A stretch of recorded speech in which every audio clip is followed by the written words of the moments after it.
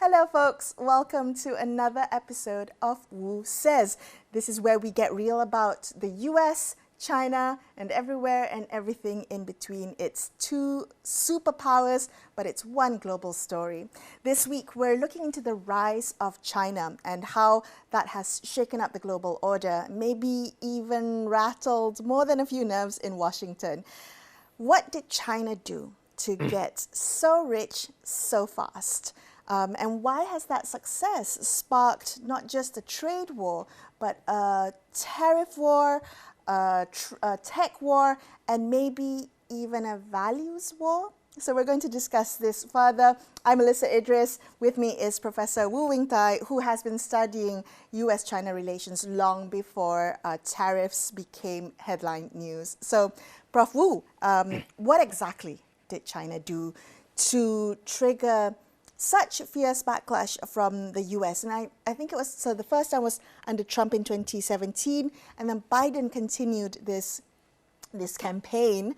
And then now we have Trump again with his tariff tantrum in 2025. So what's really behind that anger, do you think? I think the biggest shock to Americans and to even the Chinese themselves is how successful they have been.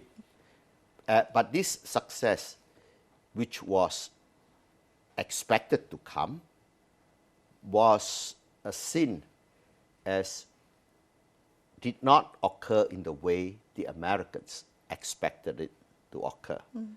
Specifically, three things. One is when the Chinese joined WTO, they signed an agreement in November 1999 on how they would open their markets now and in the future. They mapped up a trajectory of Chinese policies into the future from 1999. And what they had promised, the Chinese have failed to deliver on key components of the WTO agreement signed in 1999. The biggest supporters for China to join WTO in America was the most advanced segment of US businesses, specifically high finance.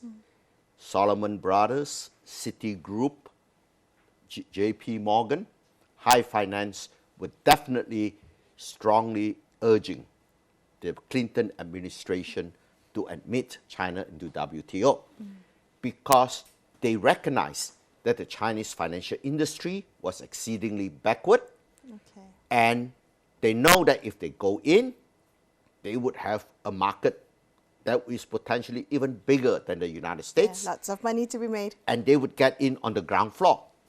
So the Chinese agreed. 5 years later, foreign banks, especially electronic payments, would get national treatment. National treatment means that a foreign bank would be treated as if it is a Chinese bank. It could make loans to Chinese businesses, accept deposits in renminbi, and it would not face additional regulations compared to domestic banks. That's number one. Up to today, no American bank or American financial company has received national treatment. Today is 2025. It was signed in 1999. So that's why the banks are in support of we have to do something to open the Chinese market. And the Chinese banks, in the meanwhile, have been getting stronger. So the high finance was very disappointed. So they switched sides from saying we want to have open economic relations to China to now we got to force the Chinese to open the door for us. The second group that's highly disappointed is the US high-tech sector. Facebook was very convinced there's nothing that can match us in terms of social media. So that was the same assessment of Instagram, the same assessment of the online platforms like eBay and Amazon. They could see they would be kept out, but that is temporary. After a decent interval, they'll come in and they'll grab the market because they see themselves as the best. But for the online platform, things begin to change. Alibaba emerged, and Alibaba got to be as efficient as Amazon. And WhatsApp, for example, was a very good app. And where the first version of WeChat that came out was in QQ. That was pretty primitive. So that's kind of competition we welcome. But then it improved, such that now I find WeChat to be a better messaging tool and a payment tool than WhatsApp. So high tech begins to recognize it is not just a big market, it's also a big competitor. It's just like, much to Apple's surprise, the appearance of Huawei has been a big surprise. So they begin to see what we want now is not only market access, we want to have fair competition. What do you mean by fair competition? Under WTO, the actors on the economic stage should be private firms. The state plays a regulatory role, enabling role, but the state does not set up its own companies to compete against private companies. And the state is not supposed to subsidize private companies, directly. There are all these indirect subsidies, like for Airbus in Europe, Boeing in the US, they subsidize through their military purchases, for example. But this is indirect subsidies, no direct subsidies, whereas the Chinese have direct subsidies. So the industrial policies that were used in China were at first not a big worry, largely because industrial policies have failed in most parts of the world.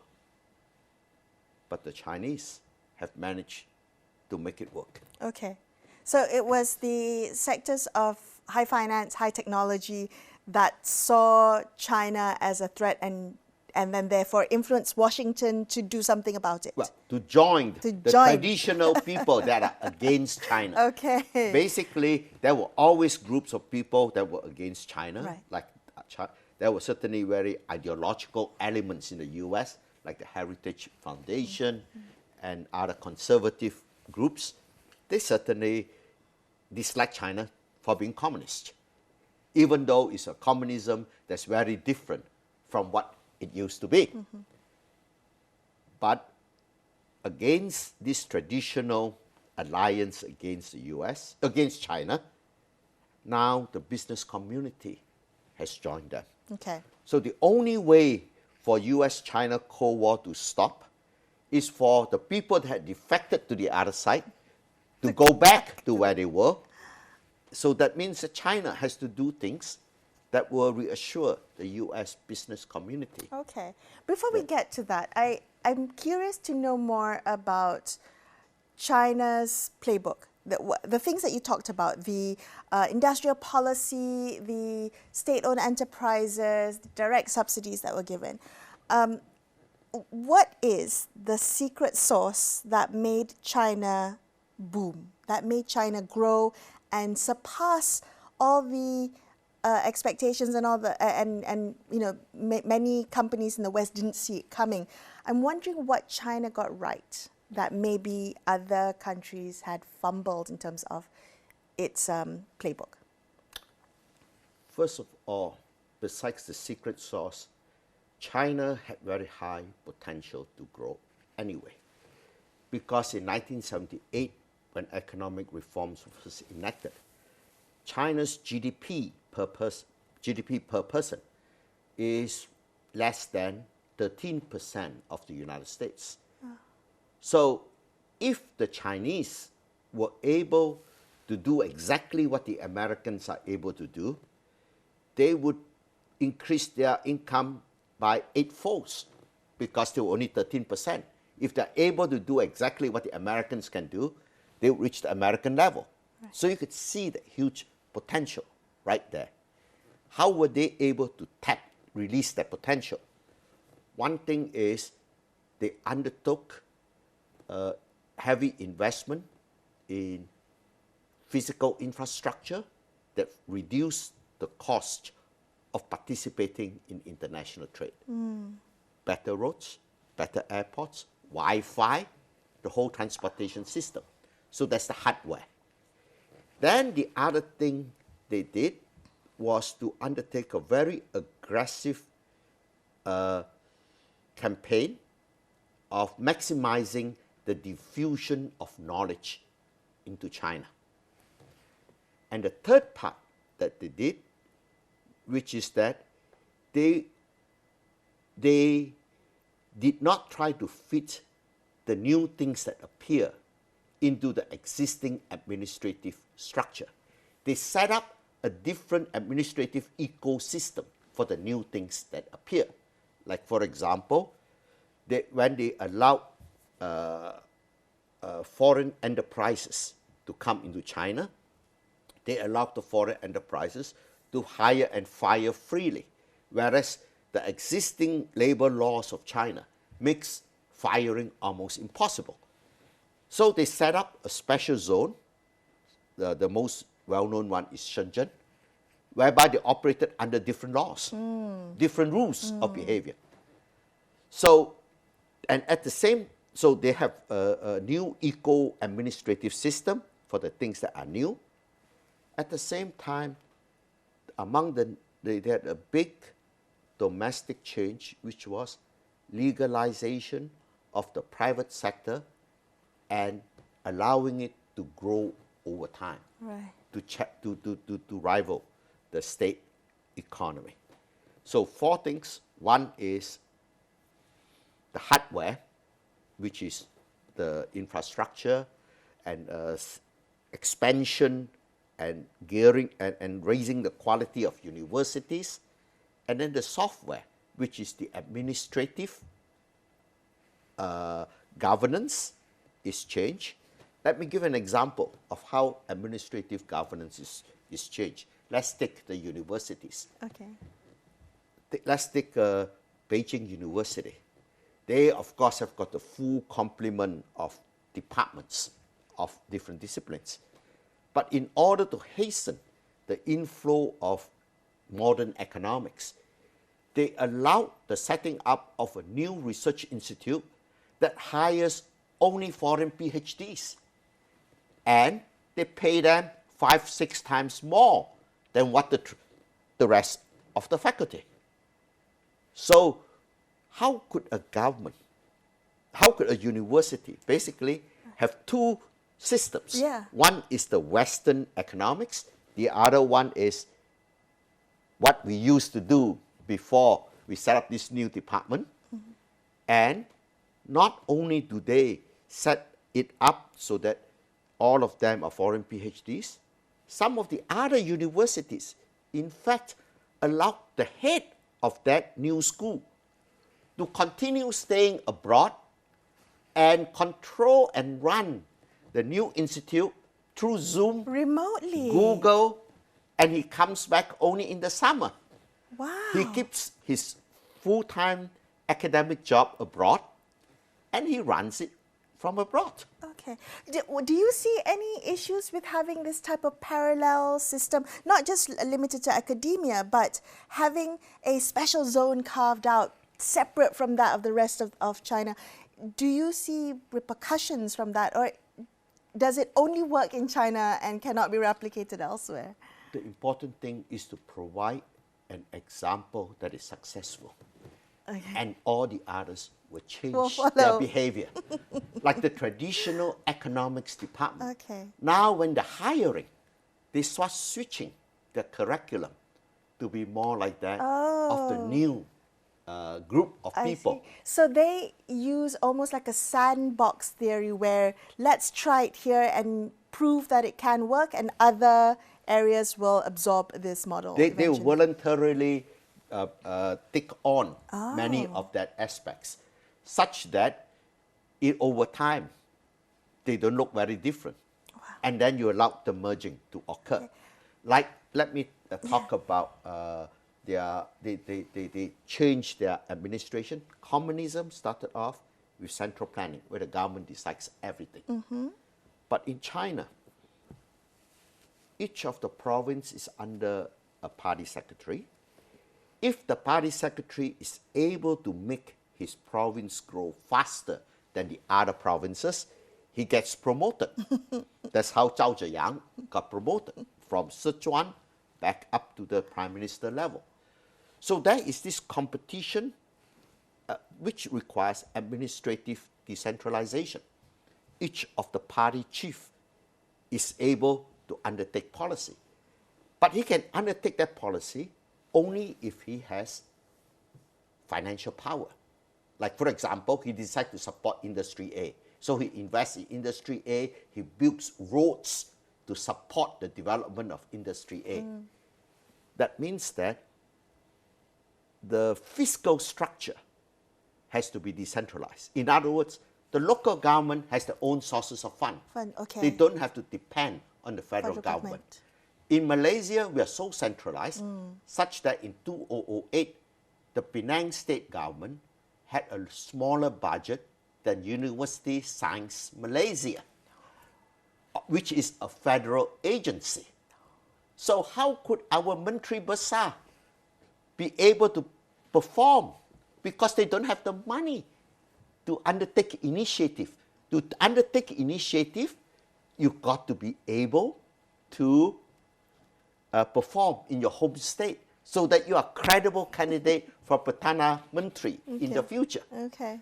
Whereas in our case, if you do well as a Menteri Besar, then you get brought in the cabinet, and within the cabinet, one of you becomes Perdana Menteri. Prime Minister. So there was administrative decentralization that enables the state, each of the provinces, to compete with each other with ideas. Basically, I see a good idea from province A. I copy it because I'm a better administrator than the guy over there. His idea, I implement better. Okay.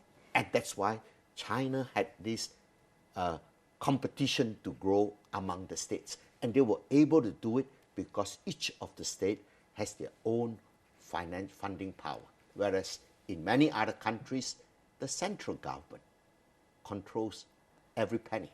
Is this the model that's still in play today in 2025? Because I'm just wondering, if it is, will we see, what kind of growth trajectory are we expecting from China? Based on what we've seen in the past, has the model evolved, and how could that affect where you see the future of the Chinese economy headed? Well, the fast growth has changed the economy itself. So old recipe doesn't work with new circumstances. Specifically, in the old days, all you got to do is to set up a factory. And since China was not a big player in the world economy, you can export all of it and it doesn't shake the rest of the world. But the more important thing is that the person who leaves the agriculture for industry gets a much higher wage than before because the productivity in industry was much higher than agriculture. So you could pay these people. And these people comes, because there's so many of them, they keep the wages low. So that means that these companies could keep on expanding at same wages for a long time. But that particular source of surplus cheap labor no longer exists in China. So China has become a much higher cost producer for cheap goods. That means China now got to move on to producing goods that are more high value added, rather than cheap toys, plastic spoon, plastic knives. They have to go beyond that in order to grow. And innovation becomes very important. That's when the money that they had poured into the universities, while insisting on quality, is driving the present sort of growth. It's no longer just open any kind of factory and we're able to pay higher wages. Yeah. So China has been changing its the nature of its industrial policy over time as well. Talk to me about the innovation. Are they innovating fast enough to secure this next phase of growth, or is the US tech containment strategy, could that work to dampen the Chinese innovation story? It certainly would slow down China for a while. In fact, it slows down both the US and China. Oh. Because good ideas occur on both sides of the Pacific. And the partnership between the two countries greatly accelerated the pace of technological improvements. Just look at Silicon Valley. Look at the engineers. So many of them that are doing the new version of the programs of Adobe and so forth were mainland Chinese educated in the United States. And if you look at biomedical research, America may design the new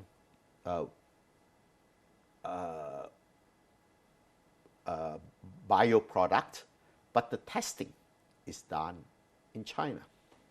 So there, the collaboration has been good for both countries. What happens with the present is the global rate of innovation has slowed down. Oh, because of this It makes Cold us War? both worse off, definitely. Okay.